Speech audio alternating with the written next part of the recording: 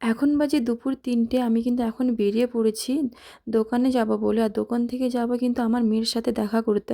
আর আমি কিন্তু দোকানে এসে দেখছি তোমাদের দাদাভাই একটা বুকের অর্ডার ছিল, তো বুকেটা বানাচ্ছে। তো বুকেটা বানিয়ে দিলে গেলে কি হয়, আমাদের যে দোকানের ছেলেটা থাকে ও কিন্তু কাস্টমারকে দিয়ে দিতে পারবে। তার জন্য কিন্তু আমাকে দাঁড়াতে বলল। তো বুকেটা বানানো হয়ে গেছে।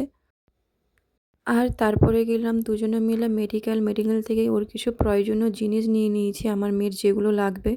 তারপরে চলে এসেছি ওর স্কুলের কাছে। ১ম এ গেট থেকে ঢুকছি। মনে জানি না এতটা কেন ভয় হয়। তো এই যে স্কুলের সামনে চলে এসেছি, স্কুলের ভেতরেও ঢুকে গেছি। আর এই যে পুরো স্কুলটা দেখতে পাচ্ছ তোমরা, ওপরতলাটাই কিন্তু মেয়ে বসে। ওখানে কিন্তু ওর ক্লাস হয়। আর এই যে মেয়ের সাথে দেখা হলো। ওর যেগুলো নিয়ে এসেছিলাম প্রয়োজনীয় জিনিস, ওগুলো কিন্তু ১ম এ দিয়ে দিয়েছি। তারপরে কয়েকটা চকলেট দিয়েছি, কিন্তু ওদেরকে চকলেট অ্যালাও করে না। তাও ২-৪টে চকলেট দিয়ে দিয়েছি ওর মুখে হাসিটা দেখার জন্য। ১ মাস পরে যাই তো। তো খুব কষ্ট হয় আমাদের দুজনের বুকের ভেতরটা, জানি না কেন। তো মেয়ের সাথে গল্প করছিলাম, তার মাঝে আমাকে বলছে যে, "মাম, এপ্রিল মাসে কিন্তু ছুটি পড়লে আমি বাড়ি যাব।"